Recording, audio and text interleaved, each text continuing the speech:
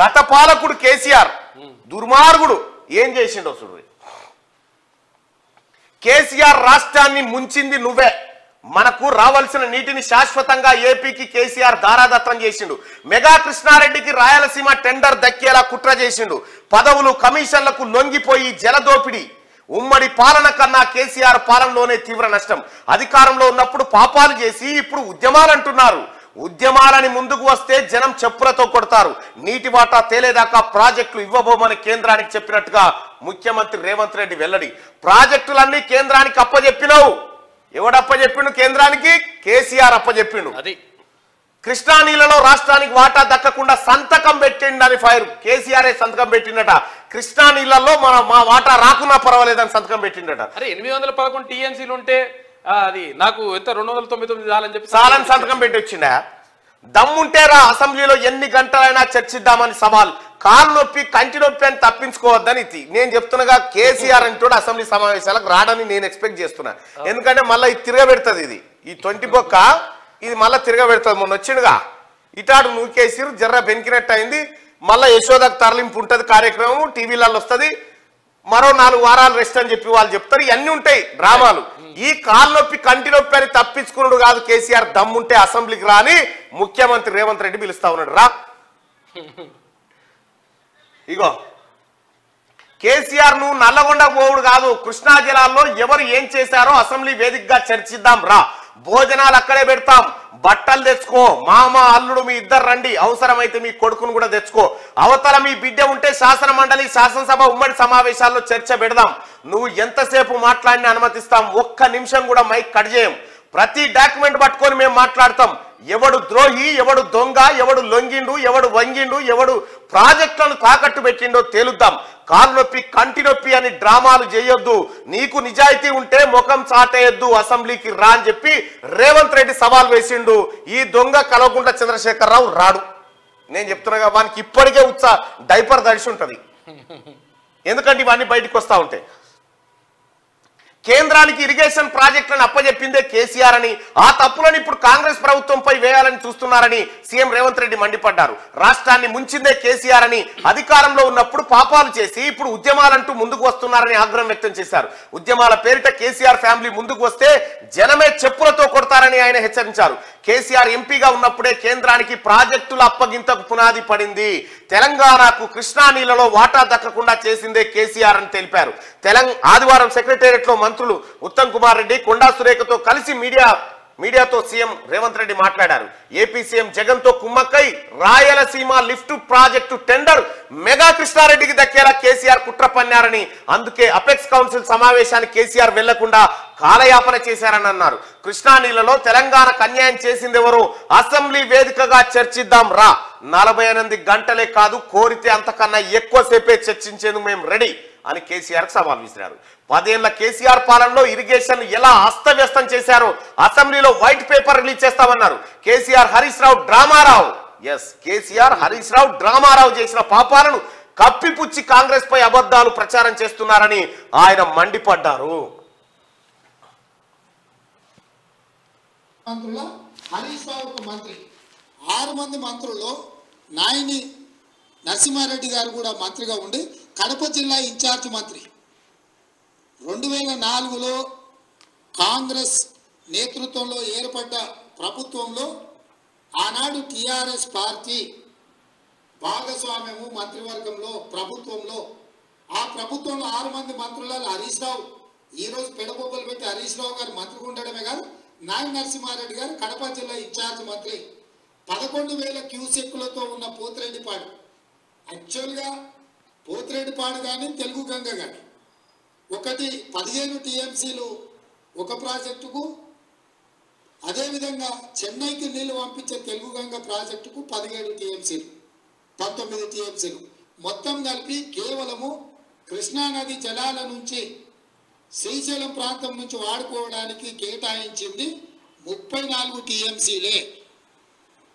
11,000 క్యూసెక్స్తోనే ఉన్న పోతిరెడ్డిపాడును పొక్క పెద్దగా చేయడానికి నిర్ణయం తీసుకున్నప్పుడు నాయని నరసింహారెడ్డి గారు, హరీష్ రావు గారు, ఆనాటి చంద్రశేఖర్ గారు, విజయ రామారావు గారు, కెప్టెన్ లక్ష్మీకాంతరావు గారు, వీళ్ళందరూ కూడా మంత్రివర్గంలో ఉన్నప్పుడే రాజశేఖర్ రెడ్డి గారు రాయలసీమకు 11,000 క్యూసెక్స్ నుంచి 44,000 క్యూసెక్లకు పోతిరెడ్డిపాడు పొక్కను పెద్దది చేసి నీళ్లు తీసుకుపోయే నిర్ణయం జరిగినప్పుడు రాష్ట్రంలో వీళ్ళు మంత్రులు, కేంద్రంలో కేసీఆర్ మంత్రి. ఈరోజు కాంగ్రెస్ పార్టీ తెలంగాణ నాయకులను దోషులుగా ఆరోపణ చేస్తున్న చంద్రశేఖరరావు, నీ గత చరిత్ర ఒక్కసారి వెనక్కి తిరిగి చూసుకో. పోతిరెడ్డిపాడు ద్వారా అత్యధికంగా నీళ్లు తరలించుకెళ్లాలని నిర్ణయం జరిగినప్పుడు ఆనాటి నీ సహచరుడు నాయన నరసింహారెడ్డి గారే కడప జిల్లా ఇన్ఛార్జ్ మంత్రి, నీ అల్లుడు ఆనాటి మంత్రివర్గంలో మంత్రులు. మీరు ఆనాడు పదవులకు ఆశపడి పెదవులు మూసుకొని రాజశేఖర రెడ్డి గారి దగ్గర లొంగిపోయి తొత్తులుగా ఉండి ఆనాడు పోతిరెడ్డిపాడు పొక్క పెద్ద చేసినప్పుడు కొట్లాడింది కీర్తిశేషులు పి జనార్దన్ రెడ్డి, మరి శశిధర్ రెడ్డి. ఇది కేసీఆర్ కథ. ఇప్పుడు ముఖ్యమంత్రి రేవంత్ రెడ్డి గారు ఇక మీరు ఇంత లీకేజ్ ఇచ్చినాక మనోడు వస్తాడు అనుకుంటున్నావా? రాడు. కేసీఆర్ గా ఒకటి ఏనుంటి మంచిగానే చేసిన కేసీఆర్ అంటే మెల్లగా కుంటుకుంటా దెంటుకుంటూ వస్తాడు. రాగానే అనకబట్టనుంటివి అసెంబ్లీలా. ఇప్పుడే భయపెడితివి. ఎట్లొస్తాడు? ఎట్టి పరిస్థితిలో కేసీఆర్ నువ్వు అసెంబ్లీకి రావాల్సిందే. ఈ తెలంగాణ సమాజానికి సమాధానం చెప్పాల్సిందే. దొంగవు నువ్వు కేసీఆర్. నీ అంత దొంగెవడు లేడు. తెలంగాణ ఏం చేసిండా? ఎన్ని టీఎంసీలు రావాలి కృష్ణా వాటా తెలంగాణ? 299 తీసుకొని ఓకే చేసేసిండు. మనకు రావాల్సిన వాటా మొత్తం వదిలేసి మాకు 299 టీఎంసీలు చాలని సంతకం పెట్టించిండా కేసీఆర్. ఇంకా ఏం చేసిండు? 811 టీఎంసీలకు 811 టీఎంసీలకు మాకు 299 చాలని సంతకం పెట్టించిండు ఈ దొంగ బాతాల పోషెట్టి. ఇక చూడరి ప్రజలారా, ఇదే కేసీఆర్ క్లోజ్ అన్నది. ఇదే కేసీఆర్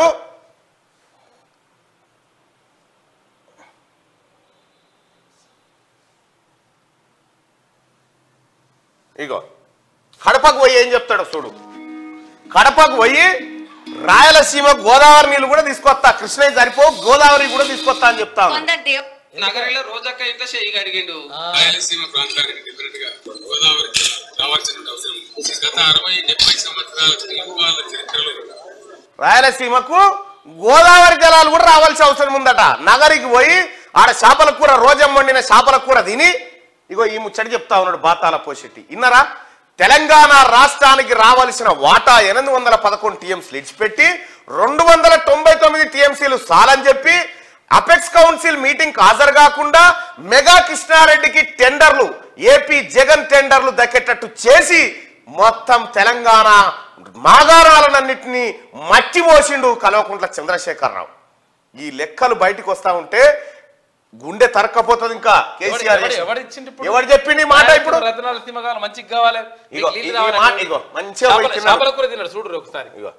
చేపల కూర రోజా చేపల కూర వండి పెడితే మంచిగా తిన్నాడు. ఇగో భోజనం.